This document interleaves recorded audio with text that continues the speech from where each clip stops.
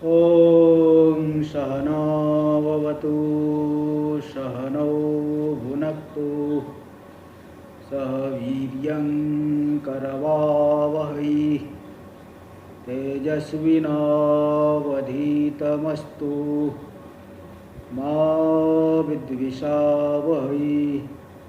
ॐ शान्ति शान्ति शान्तिः।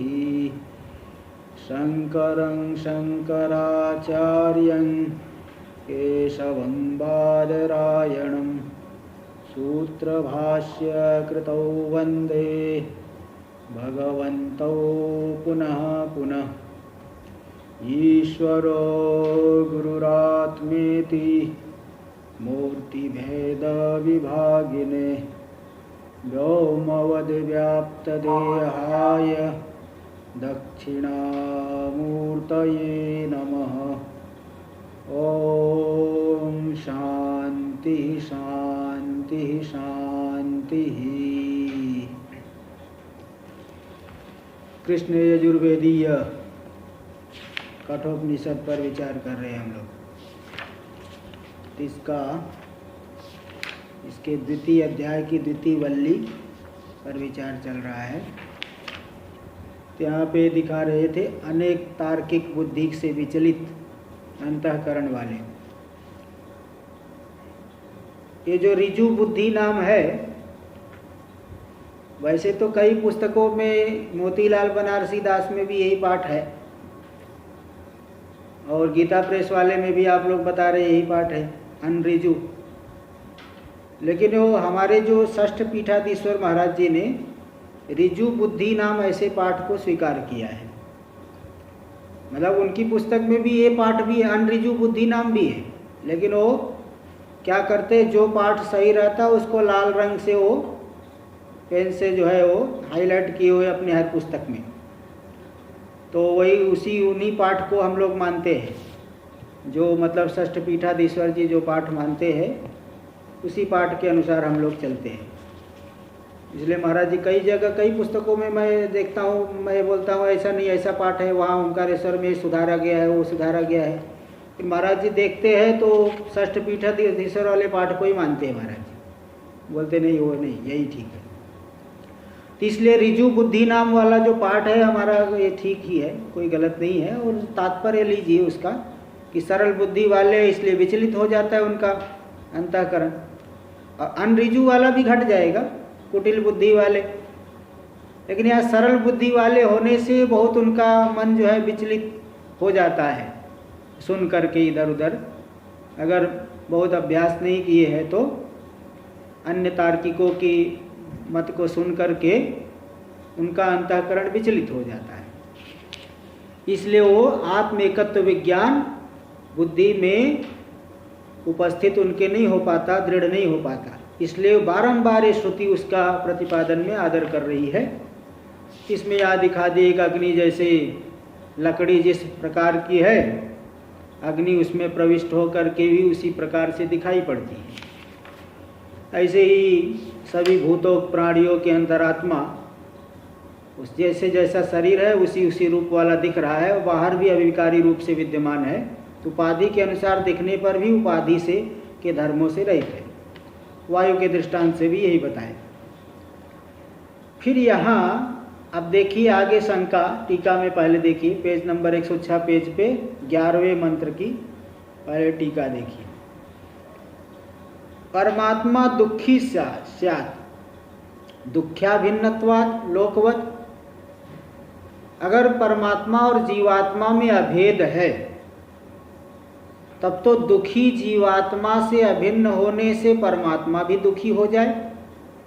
लोक में जैसे देखिए कोई आदमी बहुत दुखी है, आप उससे जुड़े हुए हो, आप भी दुखी हो जाते हो।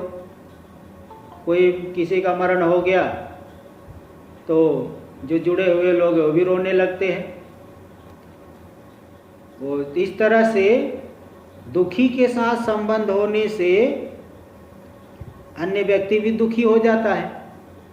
अब ये परमात्मा जब जीवात्मा दुखी जीवात्मा से अभिन्न होने से परमात्मा भी दुखी हो जाए, इत्याह। इसी बात को यहाँ शंका करके दिखा रहे हैं। एकस्य सर्वात्मत्वेति, एकस्य सर्वात्मत्वे संसार दुखित्वम परस्यैव स्यादिति। स्यादिति, एक को ही सर्वात्मक मानेंगे तब तो संसार दुख से युक्त परमात्मा को ही मानना पड़ेगा। संसार दुख से, क्योंकि जो है कोई दुखी कोई सुखी है, कोई दुखी है कोई क्या है, नाना प्रकार के दुख है लोगों को। किसी को कहते घर में शांति नहीं, किसी को कहे, कोई कहे पैसा नहीं आ रहा है, कोई कह रहा है जो विवाह नहीं हो रहा है, कोई कह रहा है व्यापार नहीं चल रहा है, कोई कहेगा कुछ नहीं चल रहा है। इस तरह से कोई जो है आपस में झगड़ा जो है बहुत करते हैं।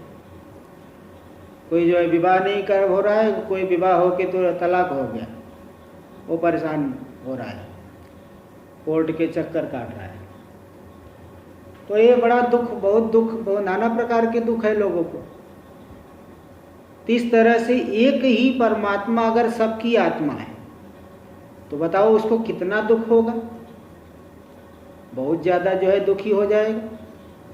एकस्य सर्वात्मत्वे संसार दुखित्वम परस्यैव स्यादिति। परस्यैव स्याद, स्यादिति ऐसा, तदिति नहीं स्यादिति, परमात्मा में ही हो, इति प्राप्तम, ऐसा प्राप्त हो रहा है। अतः इदम उच्यते, इसलिए अब यहाँ पे ये बात बताई जा रही है, इसको दिखाया जा रहा है, इस शंका का समाधान किया जा रहा है कि नहीं, परमात्मा शरीर और शरीर की सभी क्रियाओं से असंग है। शरीर और शरीर की क्रिया, जैसे आकाश है शरीर के भीतर है, किंतु आकाश का इससे कोई संग नहीं है। और जो आकाश से भी सूक्ष्म है, चेतन है, तो उसकी असंगता के विषय में क्या कहना। इसलिए शरीर और शरीर की क्रियाओं, सुख दुख, किसी भी गुण धर्म से वह बिल्कुल रहित है। इस बात को मंत्र में पहले एकादश मंत्र,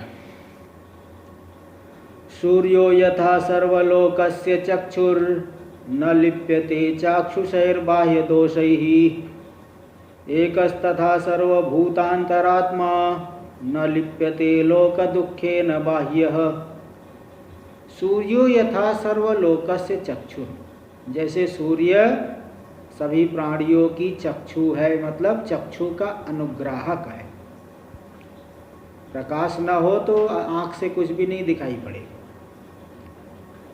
इसलिए नैयायिक लोग भी क्या कहते हैं, किसी भी द्रव्य के प्रत्यक्ष के प्रति, चाक्षुष प्रत्यक्ष के प्रति चक्षु का संयोग, आलोक का संयोग, महत्व परिमाण, तीनों चीजें, चक्षु का संयोग, आलोक का संयोग और महत्व परिमाण होना चाहिए उस वस्तु में। यानी वो वस्तु महत्व परिमाण वाली होनी चाहिए। ये नहीं कि परमाणु रूप होगी, जैसे वायरस, कोरोना वायरस आँख से नहीं दिख रहा है क्योंकि इसमें महत्व परिमाण नहीं है, भले हमारे आँख के साथ संयोग हो। तो चक्षु संयोग भी होना चाहिए, आलोक संयोग भी होना चाहिए, महत्व परिमाण भी होना चाहिए। तो सूर्य जो है हमारी आँखों पर उपकार कर रहा, अनुग्रह कर रहा है। यही बात, यथा सूर्य सर्वलोकस्य चक्षुः, सभी प्राणियों की चक्षु है, मतलब चक्षु के ऊपर अनुग्रह करने वाला है, प्रकाश देने वाला। ऐसा होने पर भी न लिप्यते चाक्षुषैर बाह्य दोषैः, चक्षु से जनित जो बाह्य दोष, शुभ दर्शन करो अशुभ दर्शन करो, तो चाहे कुछ भी किसी भी प्रकार का चक्षु के द्वारा दर्शन करें, सूर्य में कोई पुण्य नहीं, कोई पाप नहीं। भाई जो है सूर्य के प्रकाश में आप चाहो संध्या बंदन करो, चाहे जो है कोई चोर है दूसरे के चुराए, कोई पापी जो है किसी को सूर्य के प्रकाश में कोई अन्य पाप कर्म करे, चाहे पुण्यात्मा पुण्य कर्म करे, वो सूर्य को कोई पुण्य पाप लगने वाला नहीं है। हाँ, ये बात अलग है कि जो पुण्य कर्म करने वाले को जो है आगे उसका सदगति होगी, पाप करने वाले की दुर्गति होगी। एक ही गंगा मैया में आस्तिक स्नान कर रहा है, वो प्रार्थना कर रहा है, प्रणाम कर रहा है, पूजा कर रहा है, और नास्तिक उसी में स्नान करके वो थूकेगा भी, तो इससे गंगा माँ के तो क्या उससे होने वाला, वो तो जो उसके भाव के अनुसार व्यक्ति को मिलेगा। जैसा जिस व्यक्ति का भाव है उसी प्रकार से उसको फल मिलता है। इसलिए चक्षु से चाहे हम शुभ दर्शन करें चाहे अशुभ दर्शन करें, सूर्य का कुछ बिगड़ने वाला नहीं है। जैसे दृष्टांत हुआ एकस्तथा सर्वभूतांतरात्मा, इसी प्रकार सभी प्राणियों की अंतरात्मा एक ही है। सभी क्रिया और सभी ज्ञानों का वह मूल है। ऐसा होने पर भी सबसे असंग है। सब में सबको सत्ता स्फूर्ति दे रहा है लेकिन सबसे असंग है। इसलिए न लिप्यते लोक दुखे न बाह्य, है ना। वह किसी से लिप्त नहीं होता। लोक दुखे न बाह्य, लोक दुखों से बहिर्भूत है, वह असंग है। इसलिए कभी जो है किसी से जुड़ता नहीं। जैसे बल्ब फूटे चाहे कुछ भी हो, बिजली का क्या फर्क पड़ता है? विद्युत में कोई अंतर नहीं आएगा। बल्ब फूट गया तो फिर वो जलेगा नहीं, बस। विद्युत के में क्या हो गया? बिजली में कोई अंतर नहीं है। ऐसे ही सभी भूतों की अंतरात्मा एक ही है। सभी ज्ञान और क्रिया का मूल है। सभी कार्यकरण संघात को सत्ता स्फूर्ति दे रहा है, लेकिन उनसे बहिर्भूत है, असंग है। इसलिए शरीर आदि के दुख, सुख दुख आदि से बहिर्भूत है, कोई उसमें संग नहीं होता है। इसलिए नहीं कह सकते कि पूरे संसार का दुख परमात्मा को लग जाएगा, थोड़ा सा भी दुख नहीं लगेगा। हाँ, देखिए भाष्य में पहले देखिए, सूर्यो यथा चक्षुष आलोकेन उपकारम कुर्वन्। सूर्य सभी प्राणियों की चक्षु है। चक्षु है मतलब चक्षु में आलोक के द्वारा उपकार करता हुआ, अनुग्रह करता हुआ। मूत्र पुरुषाद्य अशुचि प्रकाशनेन, तो शुभ वस्तु को भी प्रकाशित करेगा, अपवित्र वस्तुओं को भी प्रकाशित करेगा। मूत्र पुरुष यानी निष्ठा, इन सभी अशुचि पदार्थों का प्रकाशन करते हुए तद्दर्शिनः, उसको देखने वाले जो प्राणी है, सर्वलोकस्य चक्षुरपि सन, चक्षु होता हुआ भी, चक्षु के ऊपर अनुग्रह करता हुआ भी, न लिप्यते, वह लिप्त नहीं होता। किससे लिप्त नहीं होता? चाक्षुषैर अशुच्यादि दर्शन निमित्तर आध्यात्मिक पाप दोष है। चक्षु से होने वाले अपवित्र दर्शन निमित्तक जो आध्यात्मिक पाप, अंतःकरण में होने वाला जो पाप, अथवा शुभ दर्शन किए तो पुण्य हो गया, उससे भी कोई लिप्त नहीं होगा, तो पाप दोष है।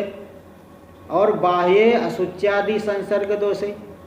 बाह्य अपवित्र आदि का देखा, आँख से देखा, वहाँ प्रकाश पड़ रहा है, गंदगी पे भी प्रकाश पड़ रहा है, तो सूर्य थोड़ी गंदा हो जाएगा, वो केवल उसका प्रकाशन मात्र कर दे रहा है।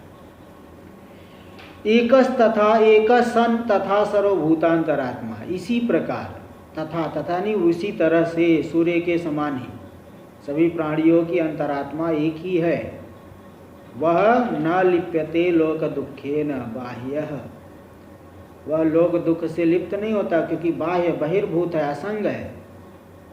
उसकी देखो कितनी जबरदस्त महिमा है उसकी आत्मा की। टीका में देख लीजिए पहले यहाँ तक, इसके बाद टीका में अविद्यायाम प्रतिबिंबितश्चित् धातुरज्ञो भ्रांतो भवति। अविद्या में जो प्रतिबिंबित चैतन्य चित्त धातु है, अज्ञानी जीव, भाई जो है उसको जीव की जो उपाधि है वो मलिन सत्व प्रधान वाली है, इसलिए वो भ्रांत होता है। आवरण, स्वरूप के विषय में आवरण है, संशय है, भ्रांति है, नाना प्रकार की विपरीतता जो है ये जीव स्वरूप में मालूम पड़ती है। तो भ्रांतस्य, तो फिर वह भ्रांत हो करके, अज्ञानी जो है भ्रांत हो करके, स्वरूप को नहीं जान करके अपने आप को जीवात्मा मानता है, कर्ता भोक्ता मानता है, और कामादि दोष प्रयुक्त, कामादि दोष से प्रयुक्त होकर के अज्ञान से अंतःकरण में नाना प्रकार की कामनाएं होती हैं। ये मिल जाए तो मैं सुखी हो जाऊं, वो मिले तो मैं सुखी हो जाऊं। उसकी जरूरत पूरी नहीं होती। तो कामादि दोष से प्रेरित होकर के कर्म कुरुते, कर्म करता है। और तन निमित्तम च दुखम स्वात्मन्य अध्यस्यति, उस कर्म निमित्तक दुख को भी अपने स्वरूप में अध्यास करता है, आरोपित करता है। ऐसा जो प्रतिबिंबित चैतन्य है जीवात्मा ऐसा करता है। लेकिन जो बिंब रूप परमात्मा है उसमें वो वाली बात नहीं है जो कि पूर्व पक्षी सोच रहा है। परमात्मा तो निरविद्यत्वात्, परमात्मा तो अविद्या से रहित है। निर्गता अविद्या यस्मात् असौ निरविद्यः, परमात्मा तो अविद्या से रहित है, इसलिए उसको स्वरूप में आवरण नहीं, संशय नहीं, भ्रांति नहीं, प्रमाद नहीं, कामना आदि भी नहीं है। इसलिए दुख साधन शून्यत्वात्, दुख के सभी साधनों से शून्य है। शरीर आदि भी नहीं परमात्मा का, पर ईश्वर का कोई शरीर नहीं। तो इसलिए शून्य होने से न दुखी नहीं है। ततो न प्रयोजको हेतु, इसलिए जो हेतु आपने दिया कि जीवात्मा से अभिन्न होने से परमात्मा में पूरे दोष आ जाए, पूरे दुख आ जाए, वह हेतु ही उसमें नहीं है। वो हेतु जो है साध्य की सिद्धि नहीं कर पाएगा, क्योंकि परमात्मा में कोई अज्ञान नहीं है, काम आदि नहीं है, शरीर आदि संबंध नहीं है। इसलिए जीव से अभिन्न होने पर, स्वरूपतः जीव से अभिन्न होने पर भी जीव को दुखों से कोई लिप्त नहीं है, क्योंकि उपाधि में तादात्म्य जीव का है, परमात्मा का नहीं। एक ही जगह पे एक ही घर में रहते हुए कोई व्यक्ति जो है बड़ा दुखी रहता है, अरे घर टूट रहा है, फूट रहा है, हो रहा है, वो हो रहा है, और दूसरा हंसता है कि भाई ये तो मेरा शरीर भी इतना नष्ट होते जा रहा है, परिणमित हो जा रहा है, बूढ़ा हो गया हो, बूढ़ा होते जा रहा हूँ, शरीर ही जब नहीं रहेगा तो घर बार क्या, ये सब क्या है। मेरा शरीर ही नहीं, ये जो व्यावहारिक स्वरूप है यही विनाशी है, तो ये घर बार इत्यादि क्या है, उसको लेके वो दुखी नहीं होगा, भले अपने कर्तव्य का निर्वहन करेगा। इसलिए यह परमात्मा जो है अविद्या से रहित होने से वह कभी दुखी नहीं हो सकता। इसलिए हेतु जो है प्रयोजक नहीं, अनुकूल तर्क से रहित है, साध्य की सिद्धि नहीं कर पाएगा। अनुमान तो पूर्व पेज पे दिए थे, वही जो पहले टीका में एक ही तो पंक्ति थी, परमात्मा दुखी स्यात् दुख्या भिन्नत्वात्, ब्रैकेट वाला पार्ट ठीक है, दुख्या भिन्नत्वात् वही हेतु है। दुख्या भिन्न, दुखी जीवात्मा से भिन्न होने से परमात्मा भी दुखी हो जाए। अरे भाई दुख जीवात्मा से अभिन्न होने पर भी परमात्मा में अविद्या नहीं है, इसलिए वो दुखी नहीं होगा, शरीर आदि में उसका तादात्म्य नहीं है। इसलिए ततो न प्रयोजको हेतु वह साध्य की सिद्धि नहीं कर पाएगा, परमात्मा में दुख की सिद्धि नहीं कर पाएगा। इत्याह, इसी बात को अब भाष्य में भगवान भाष्यकार दिखा रहे हैं। लोको ही अविद्यया स्वात्मन्यध्यस्तया काम कर्मोद्भवम दुखम अनुभवति। लोक यानी प्राणी, जीव अज्ञान से, अज्ञान कहाँ पे है? अज्ञान वास्तव में तो अज्ञान का भी संबंध नहीं बनेगा आत्मा में। भाई जब आत्मा असंग है, पूरे संसार से संबंध नहीं, तो अज्ञान से कहाँ से संबंध बनेगा? इसलिए कह रहे हैं कि वो स्वात्मनि अध्यस्तया, आत्मा में अध्यस्त है, आरोपित है जो अज्ञान, उस अज्ञान की वजह से काम कर्मोद्भवम दुखम अनुभवत, अज्ञान से नाना प्रकार की कामनाएं होगी, उसको विषयों में शोभन बुद्धि होगी, ये जो है मिल जाता, ये बड़ा अच्छा है, ये मिल जाता तो मैं सुखी हो जाता। फिर उसकी प्राप्ति के लिए कर्म, कामना, फिर कर्म, कर्म से फिर पुण्य पाप हो करके सुख दुख फिर मिलेगा, और सुख दुख की प्राप्ति के लिए शरीर विषय सब चीज उपस्थित हो जाएंगे। काम कर्मोद्भव दुख का अनुभव करता है। न तो सा परमार्थतः स्वात्मनि, लेकिन वह विद्या अपने स्वरूप में पारमार्थिक रूप से नहीं है, वास्तव में स्वरूप में नहीं है। उदाहरण के द्वारा समझा रहे, यथा रज्जु सुक्ति को सर गगनेशु, कोखर मतलब ऊसर ठीक है, ऊसर मूर्धन्य सकार ठीक है। यथा रज्जु सुक्ति को सर गगनेशु सर्प रजतोदक मलानी न रज्ज्वादीनाम स्वतो दोष रूपाणी संति। जैसे रस्सी है, हाँ यहाँ तो लिखा है रज्जु शक्ति कोखर, हाँ उसको मूर्धन्य सकार करिए। वैसे क्या है ना कि जैसे रुद्री आदि पाठ होता है तो कहीं कहीं जो है ऊखर ऊसर की जगह ऊषा मूर्धन्य सकार को खा पढ़ते हैं, है ना, तो इसलिए उसी संस्कार से ऐसा हो आ गया होगा, तो इसको ऊसर स मूर्धन्य कर लीजिए। वैसे अच्छा इसका कोई पेंसिल से लिखा हूँ मैं, लेकिन अब हाँ यही ऊसर ही होना चाहिए, ऊसर ही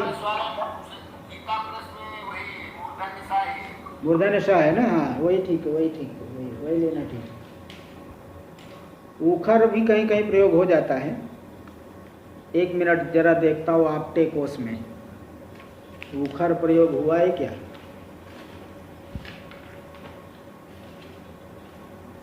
ऊखर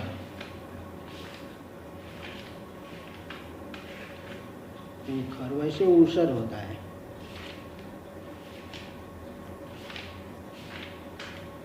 ऊसर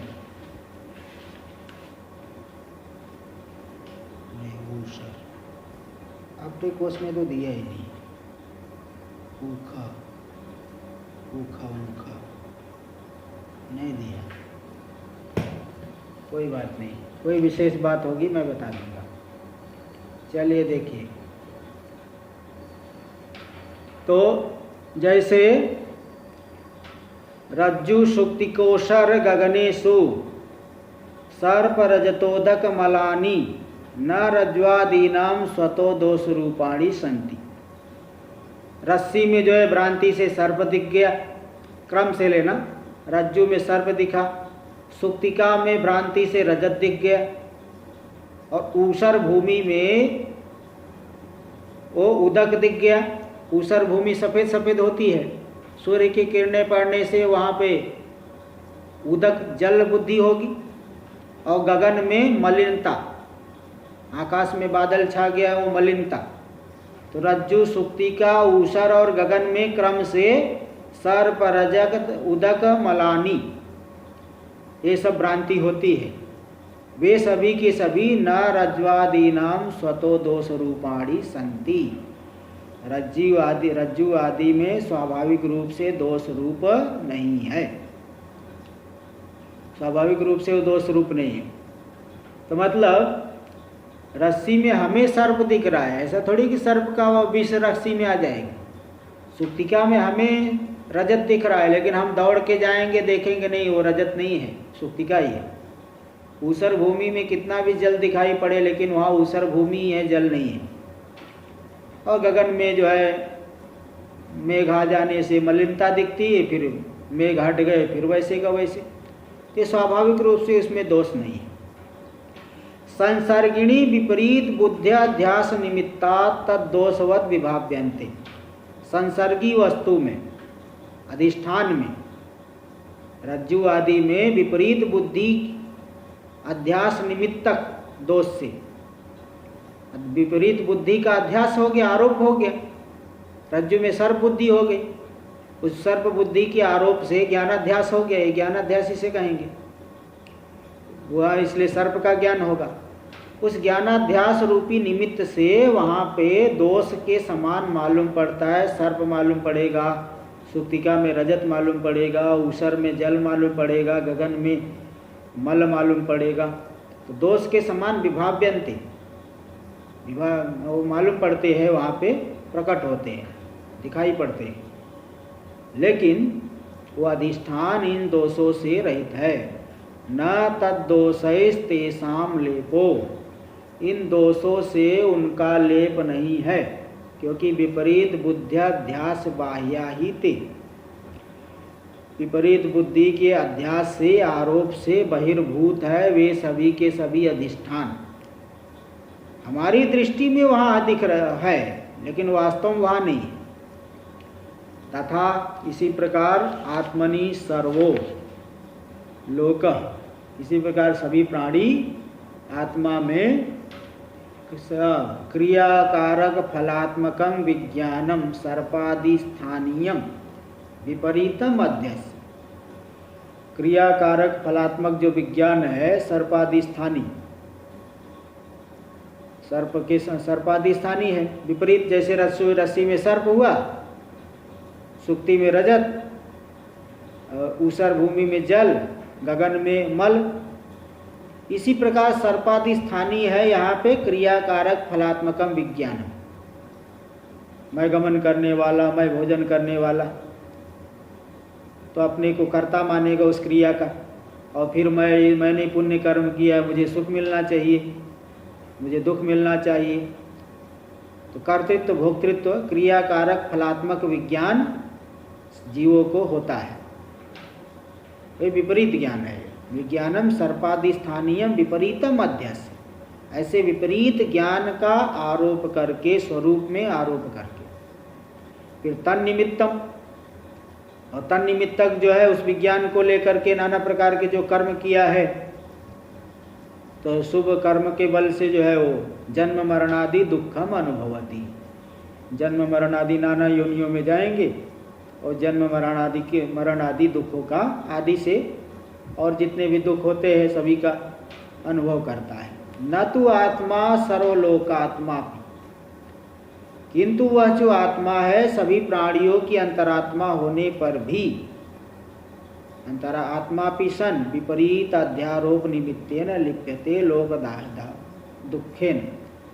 विपरीत अध्यारोप मूलक लोक दुख से थोड़ा सा भी वह आत्मा लिप्त नहीं होती।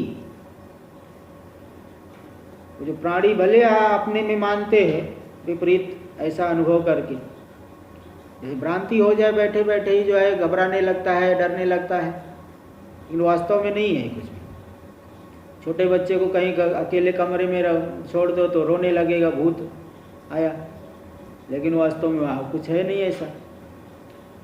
तो इसलिए वास्तव में विपरीत अध्यारोप निमित्तक, विपरीत आरोप मूलक लोक दुख से वह थोड़ा सा भी वो दुखी नहीं होता, कोई दुख वाला नहीं होता।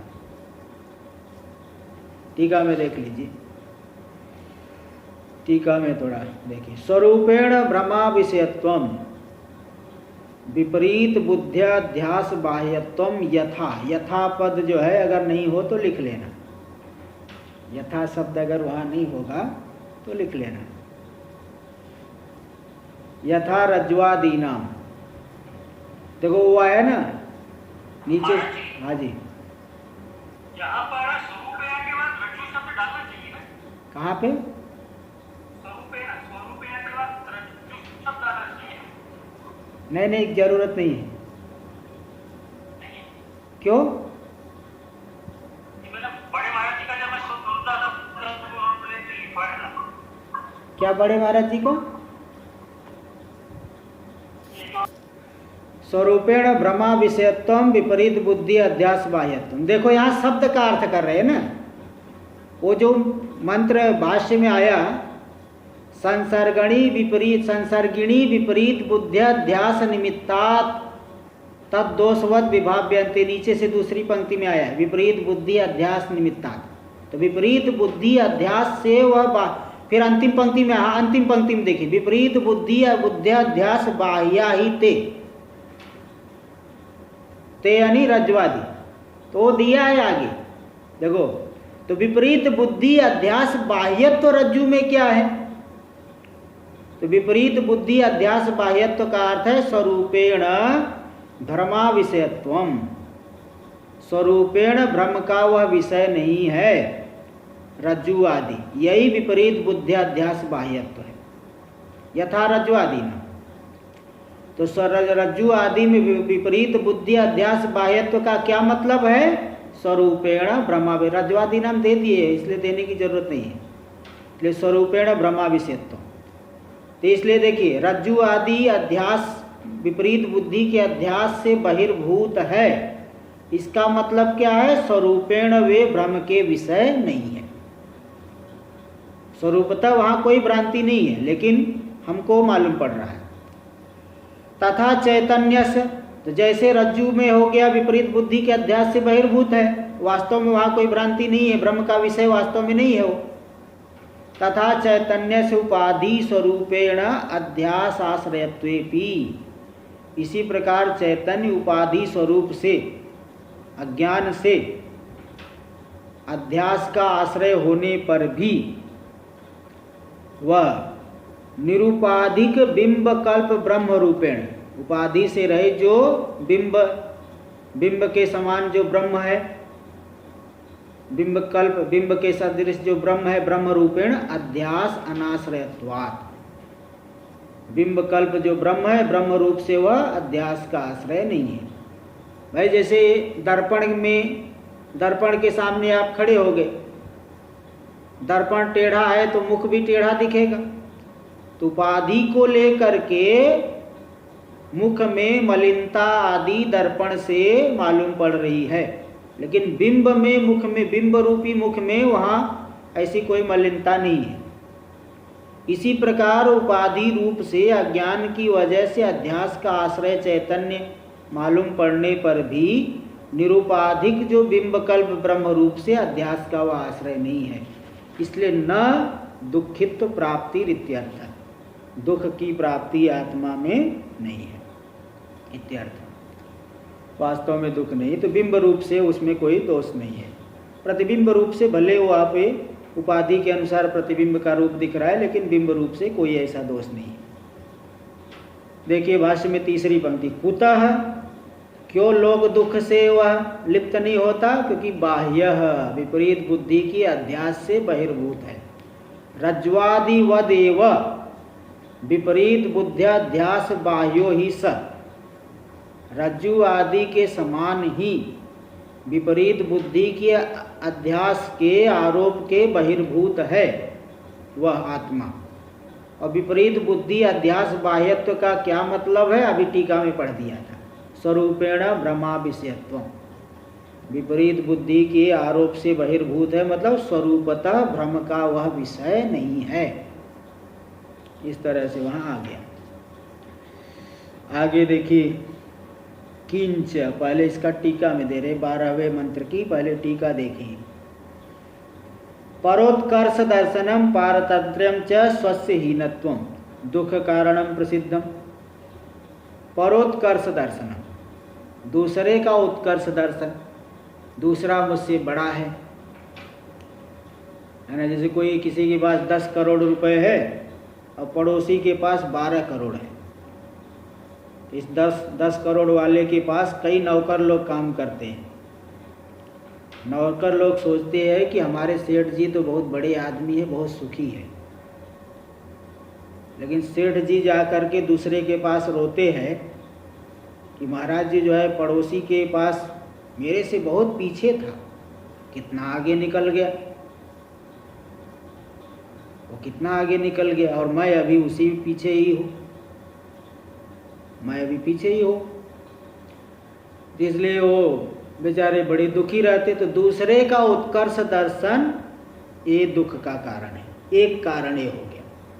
परोत्कर्ष दर्शन, दूसरे का उत्कर्ष, उसकी बड़ाई, बड़प्पन, मुझसे बड़ा है, ये दुख का कारण। और दूसरी क्या है? परतंत्रता, पारतंत्रम च स्वस्य हीनत्वम, परतंत्रता रूपी स्व की हीनता, यह भी दुख का कारण है। दो कारण, दूसरा मुझसे बड़ा है और मैं उससे छोटा हूँ, परतंत्र हूँ, उसके अधीन हूँ। लोक में भी कहा जाता है वो पराधीन सपने सुख नाही, पराधीन व्यक्ति को तो सपने में भी सुख नहीं होता। तो पारतंत्र, परतंत्रता रूपी जो स्व की हीनता है, ये दुख का कारण। दो कारण यहाँ प्रसिद्ध बता दिए। तो इस तरह से जीव ये देखता है कि भाई मुझसे कोई बड़ा है, और फिर ये देखता है कि देखो मैं तो दूसरे के अधीन हूँ, वो मुझसे जो है स्वतंत्र है। ये दुख का कारण प्रसिद्ध है लोक में। तद अभावात न परमात्मा दुखी, किंतु इन दोनों दुख के कारणों का अभाव होने से परमात्मा दुखी नहीं है, क्योंकि परमात्मा से कोई बढ़ करके है नहीं, और परमात्मा आत्मा तो परम स्वतंत्र है, किसी के अधीन नहीं। तद अभावत न परमात्मा दुखी ततस्त प्राप्ति पर पुरुषार्थो भविष्यति, इसलिए उस परमात्मा भाव की प्राप्ति यही परम पुरुषार्थ है, सबसे बड़ा पुरुषार्थ है, क्योंकि दुख का कोई कारण उस परमात्मा भाव में नहीं है। इत्यादि किंच सही। पहले मंत्र देख लीजिए। एको वशी सर्वभूतांतरात्मा एकं रूपं बहुधा यः करोति तमात्मस्थं येनुपश्यन्ति धीरास्तेषां सुखं शाश्वतं नेतरेषाम्। एको वशी सर्वभूतांतरात्मा, वह परमात्मा कितना है? एक ही है, इसलिए उससे बढ़ करके भी नहीं और छोटा भी नहीं, कोई कुछ बड़ा छोटा कुछ नहीं उसमें, वो सभी में है, तो बड़ा छोटा की क्या बात है भाई। जब आप ये मानते हो कि आकाश घड़े में भी है, बड़े कमरे में भी है, तो छोटा किसे कहोगे, बड़ा किसे कहोगे, जब सब जगह एक ही आकाश है। हाँ, आपकी दृष्टि में अगर उपाधि पे ज़्यादा केंद्रित हो गई तो आपका ऐसा भाव होगा, वास्तव में तो नहीं। तो एक ही वह है, वह और वशी यानी सब उसके वश में है, वह किसी के परतंत्र नहीं है, स्वतंत्र है, सब उसके अधीन है, इसलिए उसमें कोई दुख का कारण नहीं। सर्वभूतांतरात्मा, सभी प्राणियों की अंतरात्मा है, सबका नियामक है, सबका साक्षी है। और फिर पूरा बोले इतने जो जीव क्यों दिख रहे हैं? बोले उसी परमात्मा ने लीला करने के लिए नाना रूपों को धारण कर लिया। एको हम बहुश्याम प्रजाएय, सृष्टि की आदि में ये वृत्ति उठी माया में, और प्राणियों के कर्म जब उद्भूत हुए, मैं एक हूँ बहुत हो जाओ, मैं उत्पन्न हो। भाई खेल करना है तो बहुत बनना पड़ेगा, खेल करने के लिए बहुत होना चाहिए, इसलिए वो परमात्मा ने नाना रूपों को जो है कर लिया है, उसकी लीला है। इसलिए वो कोई बहुत मेहनत करके बनाए भी नहीं कर सकते, संकल्प मात्र से। एकम रूपम बहुधा यः करोति, तो जो एक ही रूप को नाना रूपों में कर दिया, स्वप्न में जैसे नाना रूप दिखते हैं, तो वही सभी में है, सबकी प्रत्येगात्मा है, सर्वभूतांतरात्मा है। जीव जो है फिर अज्ञान में पड़ा हुआ है, शरीर आदि में तादात्म्य करके घूम रहा है, जैसे स्वप्न के शरीर में तादात्म्य करके दुखी होता है। तो तम आत्मस्थम एनु पश्यन्ति धीरा, उस परमात्मा को जो सभी भूतों की अंतरात्मा है, उसको जो धीर पुरुष लोग, विवेकी लोग, संयमी लोग आत्मस्थम ये अनुपश्यन्ति, गुरु और शास्त्र और आचार्य के माध्यम से उस परमात्मा को आत्मस्थम स्वरूपस्थम ये अनुपश्यन्ति,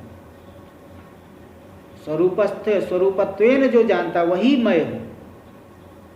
आत्मस्थम जाना, आत्म रूप से जानना, स्वरूपत्वेन जानना, वही मैं हूँ, मैं वही व्यापक परमात्मा हूँ। इस रूप से जो धीर पुरुष जान लेते हैं, तेषां सुखम शाश्वतम, उनका जो सुख है शाश्वत है, हमेशा बना रहेगा। क्यों? क्योंकि वो आत्मरूप क्षणिक सुख से ऊपर उठ गए। नेतरेषां, लेकिन अन्य लोग जो है, जो स्वरूपत्वेन नहीं जान पाए, वही मैं हूँ ऐसा नहीं जानते हैं, ऐसा जिनका निश्चय नहीं है मैं शरीरधारी हूँ ऐसा निश्चय है, उनका जो सुख है शाश्वत नहीं हो सकता, क्षणिक सुख ही उन्हें मिलेगा। ये दोनों में अंतर हो गया। इसलिए परमात्म भाव ही परम पुरुषार्थ है, क्योंकि वही सभी भूतों की अंतरात्मा है और वह एक ही है, उसमें कोई तारतम्य नहीं है, उत्कर्ष अपकर्ष नहीं है, पारतंत्र नहीं है, इसलिए वह भाव ही श्रेष्ठ है, सर्वोत्कृष्ट है। भाष्य में देखिए, सही परमेश्वर सर्वगतः, वह जो परमेश्वर है सर्वगत, सभी जगह है, स्वतंत्र, स्वतंत्र भी है, परतंत्र नहीं समझना। और कितने हैं? एको, एक ही है, न तत्समो अभ्यधिको वान्यो अस्ति, उसके बराबर और अथवा उससे अधिक कोई नहीं। बराबर ही नहीं तो अधिक कहाँ से हो भाई? पहले बराबरी पे तो आए, बराबरी नहीं कर सकते। जैसे असुर लोग कितने तपस्या करके हम विष्णु भगवान को जीत ले, उनको जीत ले, उनको क्या जीतेंगे? उनके तो एक अंश के भी बराबर नहीं हो तुम, तो इसलिए उनके बराबर ही नहीं तो बढ़ करके कौन?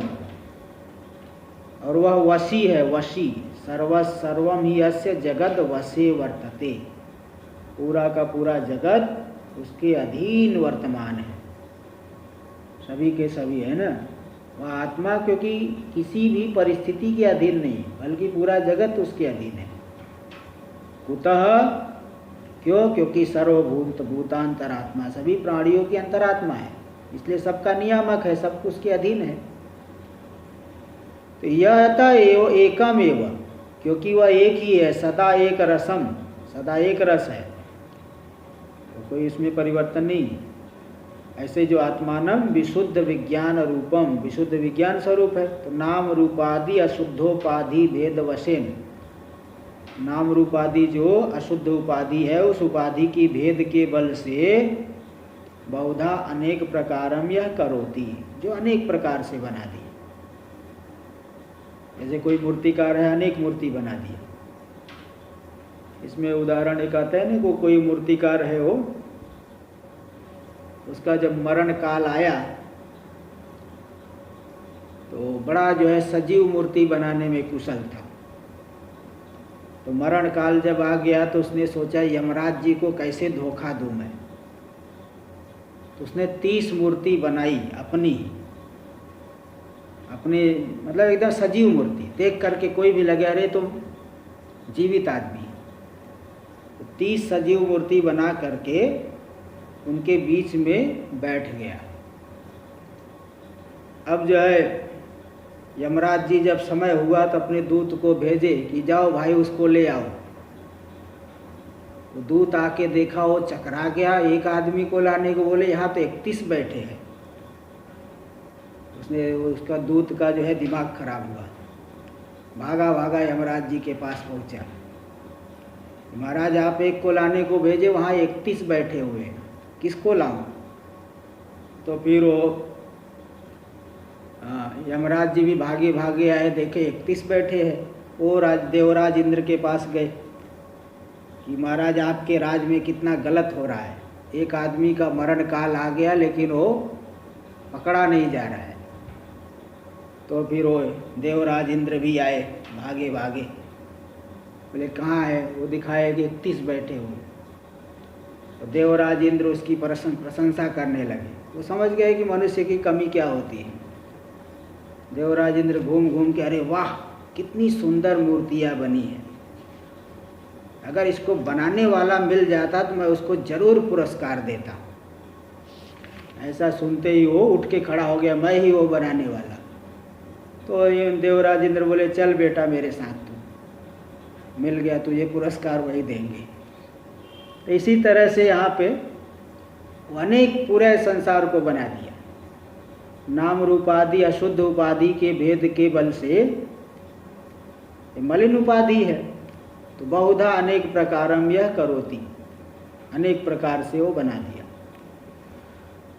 स्वात्म सत्ता मात्र ने बनाने के लिए क्या बहुत प्रयत्न किया, कुम्हार जैसे बहुत मेहनत करता है, बोले नहीं अपनी सत्ता मात्र से। क्यों? क्योंकि अचिंत्य शक्तित्वात्, उसकी जो शक्ति है अचिंत्य शक्ति है, उसकी आप कल्पना नहीं कर सकते कितनी कैसी शक्ति होगी। बताओ, जिसके संकल्प मात्र से पूरे ब्रह्मांड का का सर्जन हो रहा है, प्रलय हो रहा है, कैसी शक्ति हो। तम आत्मस्थम स्वशरीर हृदयाकाशे बुद्धौ चैतन्याकारेण अभिव्यक्तम, ऐसी आत्मा को जो हमारे स्वरूपस्थ है उस परमात्मा को जानेगा। आत्मस्थम, आत्मस्थम मतलब जो हमारे हृदयाकाश में विशेष रूप से अभिव्यक्त हो रहा है। स्वशरीर हृदयाकाशे बुद्धौ, बुद्धि में, हृदयाकाश में जो बुद्धि है उस बुद्धि में चैतन्याकारेण अभिव्यक्तम, चैतन्य रूप से जो विशेष रूप से अभिव्यक्ति को प्राप्त कर रहा है उसको जो जानेगा, स्वरूपत्वेन जान लिया। जानना भी कैसे, मैं वही हूँ ऐसे जानना, इस तरह नहीं कि वो कोई है, स्वरूपत्वेन जानना है। नई शरीर से आधारत्वम आत्मना, शरीर जो है आत्मा का आधार तो नहीं बन सकता। आत्मस्थ, देखो आत्मस्थ का क्या अर्थ किया कि हृदयाकाश में जो बुद्धि है, बुद्धि में चैतन्य रूप से जिसकी विशेष अभिव्यक्ति हो रही। बोले शरीर में आत्मा यानी शरीर में है, शरीर में स्थित क्यों नहीं कह रहे? बोले शरीर तो आत्मा का आधार नहीं बन सकता, क्योंकि आत्मा अमूर्त है और शरीर है मूर्त। मूर्त और अमूर्त का संबंध नहीं होता है। नहीं शरीरस्य आधारत्वम आत्मना, शरीर जो है आत्मा का आधार नहीं बन सकता, इसलिए आत्मस्थ का अर्थ कर दिए बुद्धि में जो विशेष रूप से अभिव्यक्त हो रहे हैं। क्यों शरीर आधार नहीं बन सकता? आकाशवद अमूर्तत्वात्, वह आत्मा आकाश के समान अमूर्त है, इसलिए उसका किसी के साथ संबंध नहीं। जो मूर्त हो, स्थूल हो, रूपादि वाला हो, उसका संबंध बनता है, कहीं कहीं पे टिकेगा, कहीं आधार आधे भाव बनेगा, लेकिन अमूर्त का नहीं हो सकता। आदर्शस्थम मुखम इति यद्वत्, जैसे आदर्श में स्थित मुख, मुख आदर्श में स्थित होगा मतलब उस दर्पण में प्रतिबिंबित हो गया, यही आदर्शस्थ हो गया। इसी प्रकार आत्मस्थ मतलब अंतःकरण में अभिव्यक्त होना ही आत्मस्थ है। तो तम एतम ईश्वरम आत्मानम, उस इस ईश्वर को, आत्मा को जो लोग ज्ञान साधना करके जान लेते हैं। कौन लोग जान पाएंगे? ये निवृत्त बाह्य वृत्तयो, जिनकी बाह्य वृत्तियाँ हट गई है, जिनकी ये सणाएँ सब मिट गई है, इच्छाएं मिट गई, कोई बाह्य वृत्ति बहिर्मुखता नहीं है, वे साधक लोग अनुपश्यन्ति, अनु यानी पश्चात, पश्चात अनुभव करते। किसके पश्चात? आचार्यागमोपदेशम अनु, आचार्य और शास्त्र के उपदेश के पश्चात, अनु यानी पश्चात, साक्षात अनुभवंती, साक्षात जो वही मैं हूँ इस रूप से प्रत्यक्ष अनुभव करते। कौन? धीरा, विवेकी न विवेकी लोग। ऐसे जो साधक लोग हैं, तेषाम परमेश्वर भूतानाम, ब्रह्मवेद ब्रह्मयो भवति, ब्रह्म को जानने वाले तो ब्रह्म रूपी हो जाते हैं। इसलिए परमेश्वर भूतानाम शाश्वतम नित्यम सुखम, उनका जो सुख है नित्य है। आत्मानंद लक्षणम, निजानंद स्वरूपानंद रूपी उनका सुख है, वैषयिक सुख नहीं। वैषयिक सुख कभी नित्य हो नहीं सकता, तो थोड़े से क्षणिक होता है, इसलिए उनका सुख शाश्वत है। आत्मानंद रूपी, निजानंद स्वरूपानंद रूपी उनका सुख है। और नेतरेषाम, किंतु जो अन्य बहिर्मुख लोग हैं, बाह्यासक्त बुद्धि नाम, बाह्य पदार्थों में जिनकी बुद्धि विशेष रूप से आसक्त है, इसलिए बाह्य पदार्थों का ही संग्रह करने में जुटे रहते हैं, तल्लीन पूरी तरह से। ऐसे जो बाह्यासक्त बुद्धि नाम अविवेकी लोग हैं, वो स्वात्म भूतम अपि, उनका स्वरूप भूत होने पर भी उनको शाश्वत सुख नहीं मिल पाता। मुख्य कारण क्या है? अविद्या व्यवधानात्, अज्ञान रूपी व्यवधान होने से, अज्ञान से वे स्वरूप को नहीं जान पाते, इसलिए उनको शाश्वत सुख नहीं मिल पाता, क्षणिक सुख ही मिलता है, वैषयिक सुख में ही रमण करते रहते हैं। इस तरह से होगा। अगला मंत्र कल करेंगे। ओम सहनाववतु सहनौ भुनक्तु सह वीर्यं करवावहै तेजस्विनावधीतमस्तु मा विद्विषावहै। ओम शांति शांति शांति। शंकरं शंकराचार्यं केशवं बादरायणं सूत्रभाष्य कृतौ वन्दे भगवन्तौ पुनः पुनः। ईश्वरो गुरुरात्मेति मूर्तिभेदविभागिने व्योमवद्व्याप्तदेहाय दक्षिणामूर्तये नमः। ओम शांति शांति शांति।